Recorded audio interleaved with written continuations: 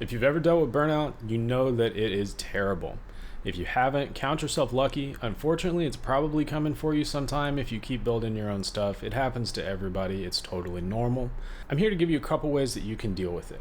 I've dealt with burnout quite a bit throughout my life, either working at startups, working in grad school, or working on my own projects and games. These are a few things I've come up with and I've learned along the way to help me deal with burnout and to help me catch it before it becomes a serious problem. My name's Kyle. I make videos on game dev 2 times per week right here on this channel. Give me a subscribe down there.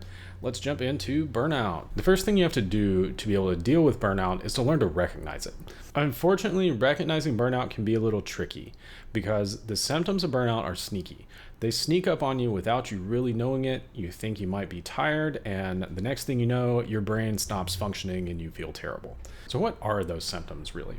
So it can cause difficulty concentrating or difficulty working on things that used to be even simple tasks for you, like fixing a small bug or editing some color, and suddenly just changing those colors becomes this massive ordeal for some reason, and you don't really understand why. You also can get to a point where you kind of feel like you have an allergic reaction to working. So it's like sitting down at your desk and just opening the editor is like climbing a mountain. In addition to some of the mental fatigue with burnout, there's also physical exhaustion that comes into play.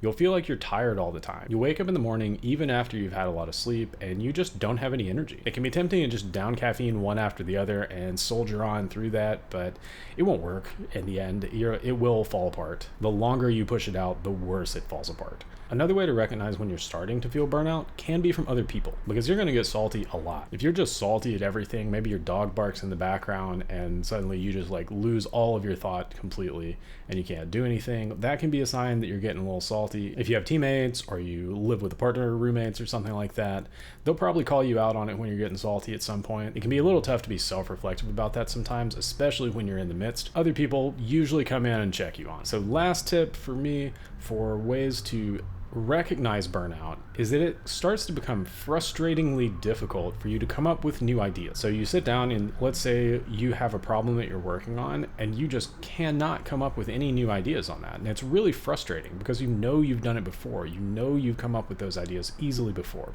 That's a sign that you might be feeling burnout. I've given you a lot of ways for you to look at yourself and try to say, am I feeling burnout?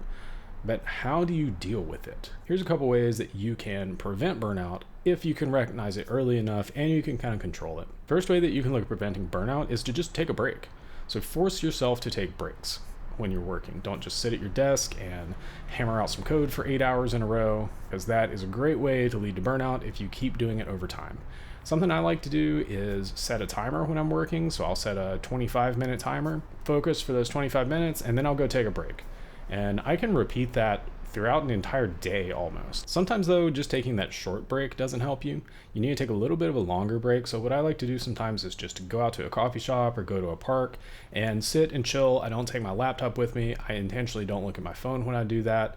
And usually after I've been there for a little while, I find my brain gets back to working again. And it's like, okay, it's time to go back to work. Second way that you can deal with preventing burnout is to make sure you're getting good sleep and you're eating quality food. So I know it can be tempting to try to pull an all-nighter or try to stay up late, and some people glorify that. It's a terrible idea. So I did it when I was younger, and I thought it's like, oh yeah, look at me, I'm cool. I can not sleep for 48 hours and keep doing stuff, but it never led to any good results. When it comes to your food, pay attention to what you're eating. Don't just eat junk food all the time. I love a good cheese pizza, but if I eat that for a few meals in a row, I feel awful and my brain stops working. Watch that junk food, get some healthy stuff in there, get some variety in there. Maybe go eat a salad, I guess. Third thing that kind of builds on those previous two is learn your limits. So learn where you're at and how far you can push yourself in any given day or in any given week.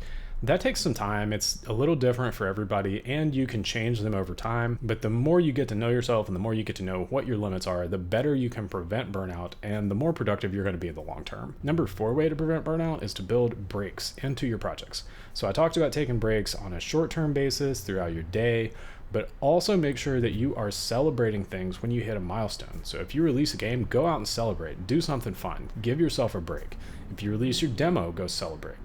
If you make a social post that you've been wanting to make, go celebrate. Celebration is great. It's a great way to reward yourself for what you're doing. Positive reinforcement is really, really good for helping keeping you motivated. If you punish yourself for doing things bad, usually it doesn't work very well. Go celebrate, give yourself a break, and that's going to help you out quite a bit, I think. My last one, fifth way that you can look at preventing burnout. I've talked about this in a few videos, and that's exercise. Go exercise. The kind of exercise you do is really up to you. I like going rock climbing. I like doing things that are kind of hard, and that helps me to relax, and it helps me to wind down when I feel like I've worked too much or I feel like I just can't make any progress on what I'm doing. You could take a walk or go hiking. You could go for a run.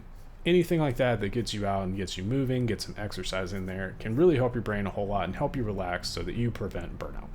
But sometimes you don't prevent it. Sometimes you don't catch it soon enough and you hit the wall.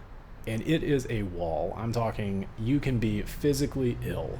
There is only one thing that you can do that's going to get you out of that situation. You have to take a hard break, get away from your work. Even sometimes if you have a job and you're doing this, you have to take vacation to get over this. So it can really derail your game. Pushing through even more, you're really not going to get anywhere once you've hit that burnout wall. Give yourself permission to go on that hard break. Don't even touch your game. The unfortunate part about this is usually it takes quite a long time. So it can take a week, it can take 2 weeks, even depending on the severity of your burnout, it can take months. And so that's why prevention of burnout is such a big deal, because you don't want to get to that stage where you are so burnt out that you can't do anything and you have to take a hard break. How do you know when you've taken a long enough break? So in the couple times that I've got to that point, I just have like hard burnout and I can't do anything. The way that I realize I'm starting to get back into it is when I start getting new ideas again.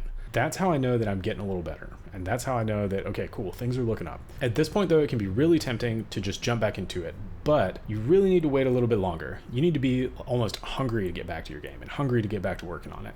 And that's when you really know like you're over your burnout, you're ready to go 110%. And keep in mind all those prevention things for burnout that I talked about so you don't hit it again and you can keep making steady progress on your game. Hopefully this video has been useful for you, and I hope you can use some of this stuff to avoid burnout so that you don't get in that situation. If you do, make sure you take that hard break and give yourself some space. That's all I've got for today. If you've enjoyed this video, give me a like, give me a comment down below. Don't forget to hit subscribe, and I will see you next time.